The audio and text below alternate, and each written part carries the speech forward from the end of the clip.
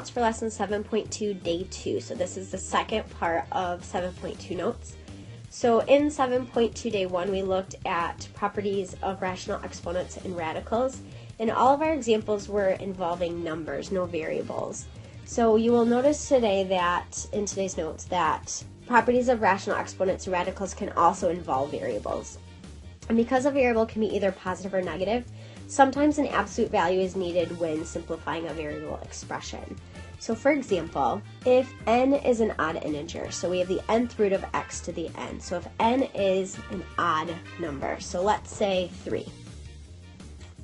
So if we have the cubed root of 2 cubed, this is the same as saying 2 to the 3 over 3.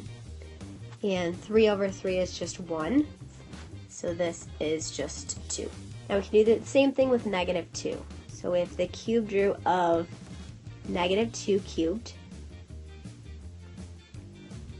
so this is negative 2 to the 3 over 3. And we know that that's just negative 2. Now when n is an even integer, so let's take the square root for example. We have the square root of 2 squared. We know that that is the square root of 4, which we know is a positive 2. Now if we take the square root of negative 2 squared, negative 2 times negative 2 is still 4, and therefore it's still 2. So if we have even integers, we have to look at both cases, because whenever we square, whenever we have an even exponent, it will always get us a positive answer. So it's important to note that the absolute value is not needed when all variables are assumed to be positive. So most of your examples, it will say just assume that your variables are positive, and then you won't have to worry about the absolute value. But just know that if it's an odd integer, you'll see those negatives, and we looked at examples before of that. If we have an even integer, we have to consider both the positive and the negative. So for example 1, we are simplifying the expression, again assuming that all variables are positive. So for part A, we have the cubed root of 27a to the 9th. So what we can do is break this apart so that we take the cubed root of 27 and the cubed root of a to the 9th. Again, that's just one of our radical rules that we can split that apart. Now the cubed root of 27 we know is just 3, and you could do your birthday cake method, but if you recognize that, we know that 3 times 3 times 3 is 27. And I want to look at our radical for a second. This is a to the 9/3 power. And again, that's just changing from radical to exponent form. So 9 divided by 3 is 3. So this is a to the 3rd power. So we get 3a to the 3rd power. Again, using our same rules, just now with variables instead of numbers. For part B, we have the 5th root of x to the 5th over y to the 10th. Now notice we can't simplify x to the 5th over y to the 10th. It's simplified enough, or as far as it can go.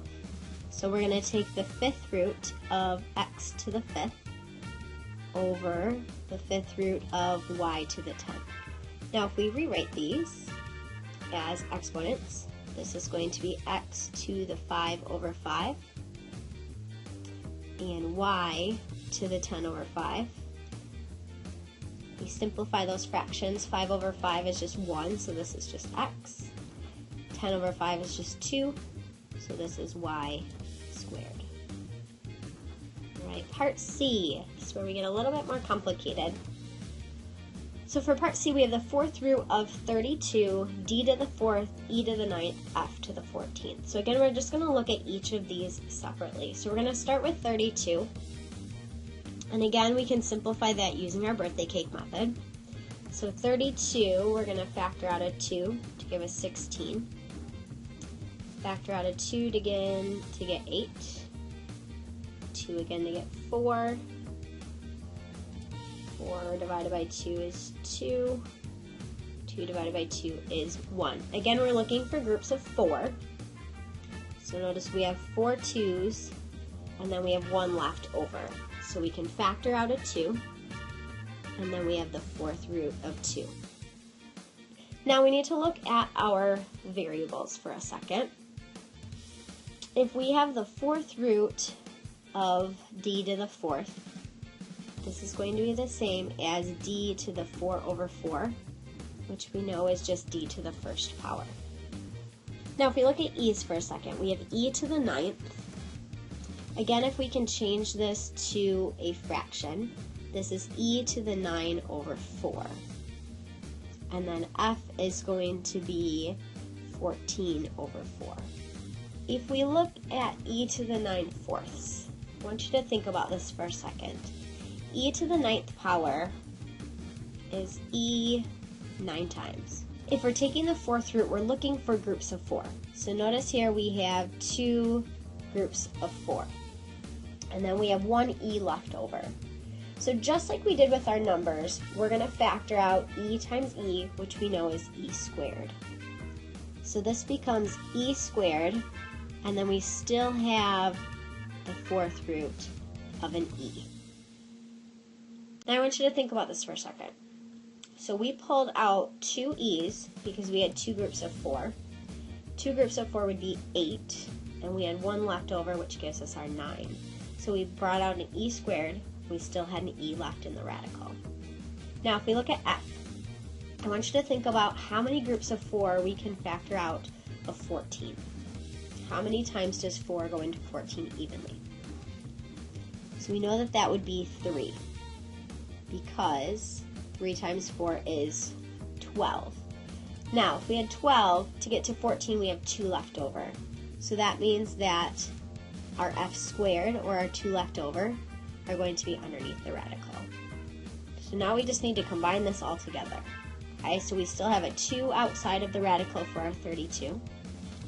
We have a d, because 4 over 4 is just 1, so this is 2d. We have an e squared, and we have an f cubed. And that's all outside of the radical. Then we need to look at everything that's left over in the radical. So we have a 2, we have an e, and we have an f squared.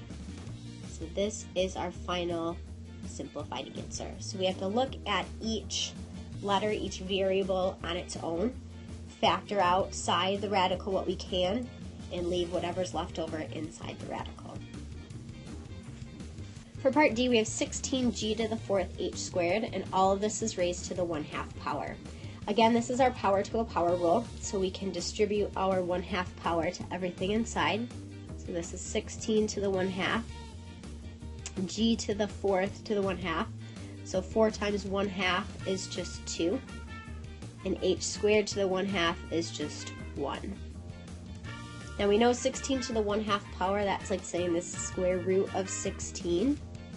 We know that the square root of 16 is 4, so this is 4g squared h. For part E, notice we have division, so we're going to use our quotient property. First, let's look at our coefficients, our numbers. So we have 18 divided by 6, which is 3. Remember, we have division, we're going to subtract our exponents. So this is r to the 1st minus 1/4, which gives us r to the 3/4. We have an s to the 2/3. Notice we don't have an s in the denominator, so we're just going to rewrite s to the 2/3. And then t, we have t to the 4th minus a -3. Remember, subtracting a negative is the same as adding, so this is 4 plus 3. So this is t to the 7th power. So that is our final answer. And lastly, we have f. So we have the 5th root of g squared over h to the 7th. Again, notice g squared over h to the 2nd is in its simplest form. So we want to take the 5th root of both the numerator and the denominator. Now for this one, I want you to change this to exponent form. I want you to see what this looks like. So if we change these into exponents, we have g to the 2/5 all over h to the 7/5. Now we don't want a radical in the denominator. Again, we want to multiply by something to get rid of our radical in the denominator.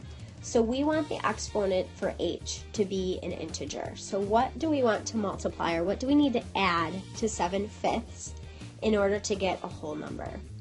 So notice we want to go up to 10, because 10 divided by 5 is 2. So we're going to multiply by h to the 3/5.